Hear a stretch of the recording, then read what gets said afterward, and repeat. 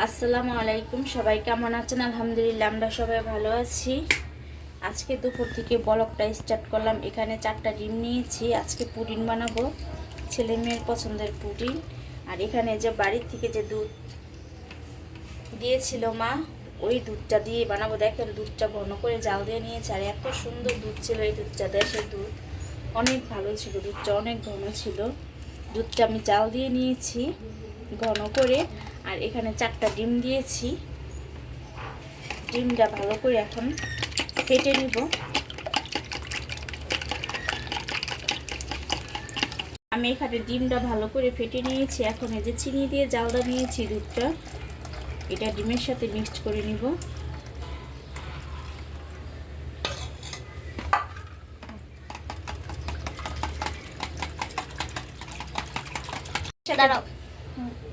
ডিমের সাথে দুধটা মিক্সড করে নিয়েছি। এখন ভ্যানিলা এসেন্স দিয়ে দিব। ডিমের গন্ধটা ভালো লাগে না, অল্প একটু দিয়ে দিব, মাত্র কয়েক ফোঁটা।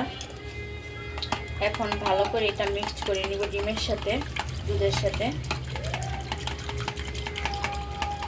আমি এখানে পুডিং বানানোর জন্য ক্যারামেলটা বানাই নিব।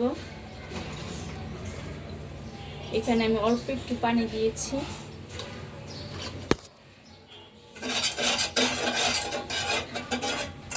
আমি এখানে যে পুডিংয়ের জন্য ক্যারামেলটা বানিয়ে নিয়েছি, এখন এটা ঠান্ডা হতে দেব।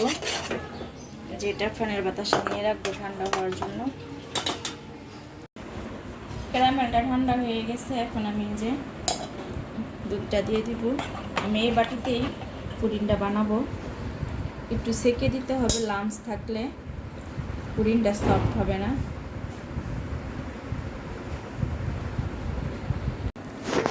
এই যে দুধটা আমি সেকে নিয়েছি, যে দেখেন এগুলো থাকলে পুডিংটা সফট হতো না। দেশের খাঁটি দুধ তো অনেক শর্ট পড়ছে, শর্টটা উঠাই দিছি, তারপরও এখানে যে দেখেন কতগুলো শর্ট বের হয়েছে। এখন এটা চুলাতে বসাই দেব। এই যে চুলাতে আমি এই হাঁড়িতে বসাবো। বিসমিল্লাহির রহমানির রহিম। এটাতে ঢেকে দেব। এই হাঁড়িটাও আমি ঢেকে দিব। এখন চুলার আছে আমি মিডিয়াম আছে আধা ঘন্টা রাখবো। এখানে আজকে আমাদের ইফতারিটা গুছাই নিছি। পেঁয়াজ, কাঁচামরিচ, একটু আদা কুচি কেটেছি, আদা কুচি মুড়ির মধ্যে দিলে খুব মজা লাগে। এখানে খেজুর, আর এখানে ছোলা, পেঁয়াজ, আলুর চপ, বেগুন, এটি সব বাইরে থেকে আনিয়েছি, আজকে বাসায় কোনো ইফতারি বানাই নেই। আর এখানে ট্যাং। আর দুপুরবেলা যে আমি পুডিংটা বানিয়েছিলাম, এটা আমি 1 ঘন্টার জন্য ফ্রিজে রেখে দিয়েছিলাম সেট হওয়ার জন্য। এখন এই পুডিংটাও নিব।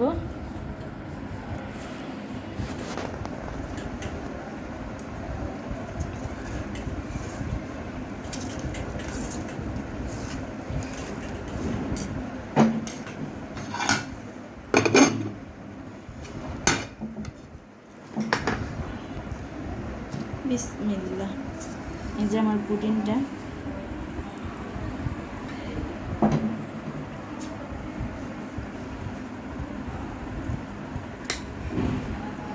পিস পিস করে কেটে নেব পুডিংটা।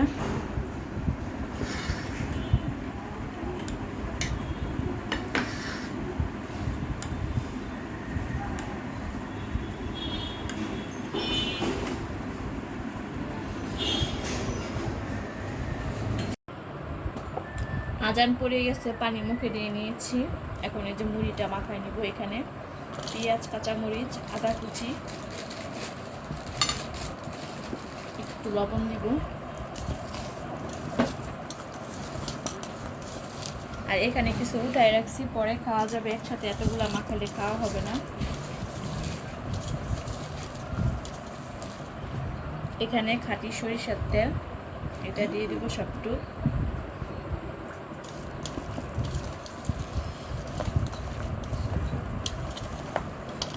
বাসায় ধনিয়া পাতা আছে, কিন্তু কাটতে মনে ছিল না।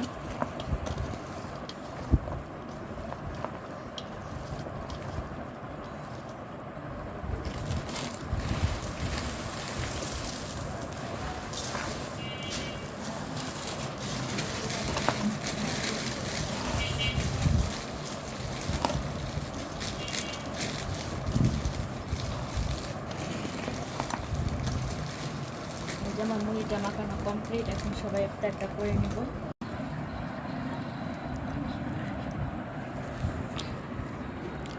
এই যে আমাদের সাফওয়ান,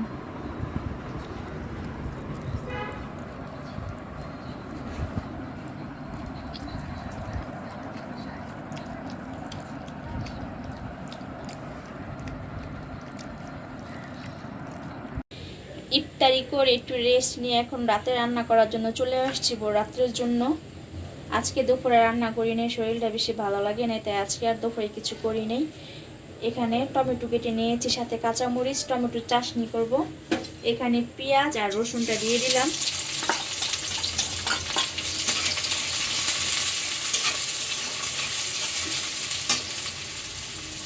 টমেটো আমাদের সাফওয়ানও রোজা থাকে, টমেটোর চাটনি হলে সাফওয়ান খুব পছন্দ করে, তাই আমার বাচ্চাটার জন্য টমেটো চাটনি করতেছি, সবাই খাবো।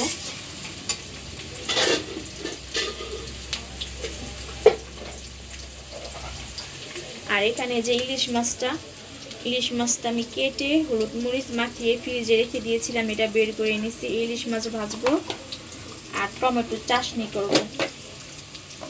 এটা দিয়ে আজকে আমরা ভোর রাত্রে স্যারি খাবো, সাথে দুধ আছে, দুধ যাও দিব। দুধ দিয়ে সাফওয়ানের আব্বু ভাত খায় ভোরবেলা, আমরা দুধ দিয়ে ভাত খেতে পারি না, আমরা টমেটোর চাটনির মাছ ভাজা দিয়ে খাবো। আমি এখানে পেঁয়াজ রসুনটা বাদামি করে ভেজে নিয়েছি, আর এখানে হলুদের গুঁড়া, মরিচের গুঁড়া, লবণ স্বাদ মতো নিয়েছি, চাটনির মধ্যে দিব।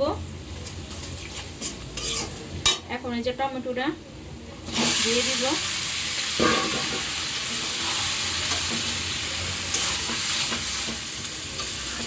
এখন এটা ঢেকে রেখে দিব। আমার টমেটো চাটনির মধ্যে হয়েছে পানি উঠেছে অনেক, আর কালারটা কিন্তু অনেক সুন্দর আসছে টমেটোর চাটনিটা, আর অনেক সুন্দর একটা গ্রান বেরিয়েছে। পেঁয়াজ রসুনের বাদামি করে ভেজে দিয়েছি, তো এই জন্য অনেক সুন্দর একটা গ্রান বেরিয়েছে। এটা এখন ঢেকে দিব। এই যে সাফওয়ান স্কুলের জাবলু করতেছে, পড়তে বসছে। আর এখানে সাফওয়ানকে স্কুলে আনার সময় আজকে দুপুরবেলা বড়ি নিয়ে আসছিলাম, এগুলো আর খোলা হয়নি, এখন ঝুড়িতে বেড়ে রাখবো। বড়িগুলো খুবই সুন্দর,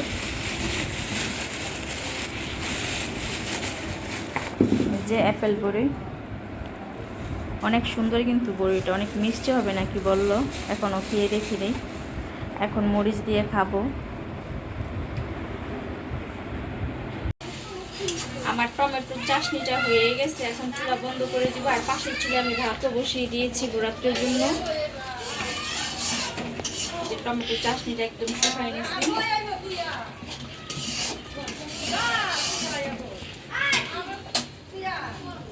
এখানে সাহারির জন্য ভাত রান্না করে একটা বোলের মধ্যে বেড়ে রেখেছি। এখানে টমেটোর চাটনি আর সাথে মাছও ভেজেছি।